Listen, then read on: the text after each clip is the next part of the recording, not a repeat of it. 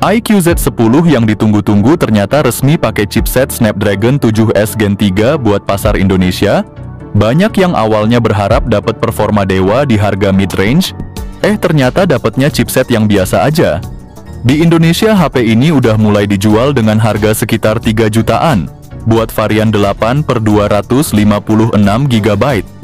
Emang sih speknya kelihatan oke di atas kertas, tapi banyak yang langsung ngerasa kecewa gara-gara pilihan chipsetnya.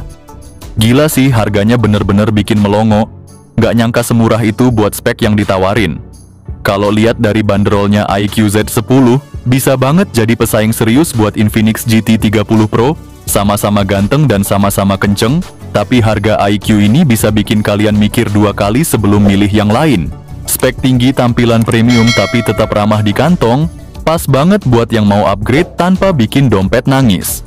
Ngomongin desain iQOO Z10 ini tuh bener-bener juara. Bodinya ringan abis, cuma 199 gram, berasa nggak pegel meski dipakai seharian. Balutan belakang dan frame sampingnya plastik berkualitas tinggi yang solid. Ketebalan bodinya juga tipis, cuma 7,8 mm, bikin pegangnya makin nyaman dan kekinian. Desain mewah warisan Vivo yang selalu sukses bikin kita terpukau. Kalau urusan layar iQOO Z10 ini bener-bener nendang abis. Panel quad curved AMOLED 6,77 inci dengan resolusi 1,5K, juga refresh rate 120 Hz yang super mulus dan kecerahan 5000 nits. Nggak ketinggalan dukungan HDR10+, Dolby Vision, Widefine L1, bikin nonton atau main game makin berasa premium. Desain keseluruhan juga naik kelas, nunjukin Vivo mulai bangkit di pasar mid-range. Wajar aja iQOO jadi brand terlaris nomor 1. iQOO kembali menunjukkan gebrakannya di pasar smartphone kelas menengah, dengan menghadirkan varian terbaru yang dilengkapi prosesor Qualcomm Snapdragon mutakhir. Jadi gini, iQOO Z10 resmi pakai Snapdragon 7S Gen 3, bukan Snapdragon 7 Gen 3 apalagi 7 Gen 4. Buat yang belum tahu, 7S Gen 3 itu versi downgrade-nya, jadi ya performanya nggak se-wow yang dibayangin. Dan ternyata varian di India sama persis kayak yang masuk Indonesia, jadi nggak ada harapan bakal dapat versi yang lebih gahar. Asli sih kecewa kenapa nggak langsung gas Snapdragon 7 Gen 4 aja, padahal ekspektasinya udah tinggi banget. iQOO menyediakan opsi memori yang beragam 8 GB per 256 GB, 12 GB per 256 GB, dan 12 GB per 512 GB.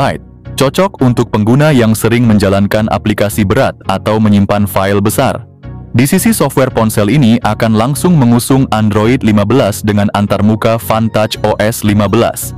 iQOO juga berkomitmen memberikan 3 kali pembaruan sistem operasi Android dan 4 kali pembaruan keamanan, menjadikannya salah satu brand dengan dukungan software terpanjang di segmen harga menengah.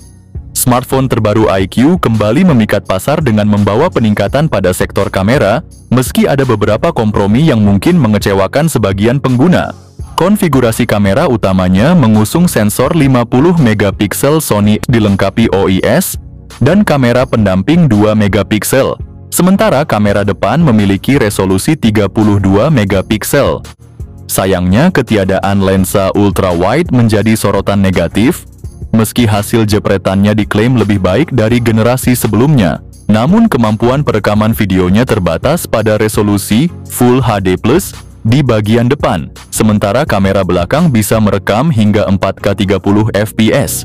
Keterbatasan ini mungkin kurang memuaskan bagi konten kreator yang mengandalkan kualitas video depan tinggi. Salah satu kelemahan signifikan adalah tidak adanya lensa ultrawide. Keputusan iQOO hanya menyematkan kamera depth 2 megapiksel terasa mengecewakan. iQOO Z10 hadir dengan kelengkapan konektivitas yang mumpuni meliputi koneksi NFC, speaker ganda stereo, vapor cooling chamber untuk pendinginan optimal, Bluetooth 5.4, Wi-Fi 6, pemancar IR blaster, serta telah memenuhi standar militer dan proteksi IP68 untuk ketahanan terhadap debu dan air. Satu-satunya kekurangan adalah tidak tersedianya jack audio slot kartu memori dan eSIM, meski begitu fitur lain yang tersedia sudah sangat memadai untuk kebutuhan sehari-hari. Salah satu sorotan utama iQOO Z10 adalah kapasitas baterai raksasa 7300 mAh fast charging 90 watt. meningkat signifikan dari generasi sebelumnya yang hanya 6000 mAh. Kombinasi ini ideal untuk pengguna berat seperti gamer atau pecandu konten, yang membutuhkan daya tahan ekstra. Dengan harga sekitar 3 jutaan rupiah, namun jika melihat spesifikasinya secara keseluruhan, IQZ10 tampaknya hanya mengandalkan sektor baterai saja. Dari sisi performa, ponsel ini justru mengalami penurunan yang cukup terasa dibandingkan dengan ekspektasi banyak orang. Lalu muncul pertanyaan, apakah IQZ10 mampu bersaing dengan Infinix GT30 Pro? Sepertinya tidak, terutama dari aspek performa. Meskipun begitu, untuk bagian baterai dan layar, IQZ10 masih layak dibandingkan dengan beberapa rival seperti Infinix maupun Xiaomi. Smartphone ini dirancang untuk memenuhi kebutuhan pengguna yang mencari perangkat dengan performa maksimal, baik untuk gaming maupun aktivitas harian. Dengan harga yang kompetitif, IQZ10 jadi pilihan menarik buat para pecinta teknologi yang pengen ngerasain sensasi smartphone kelas tinggi tanpa harus ngerogoh kantong dalam-dalam.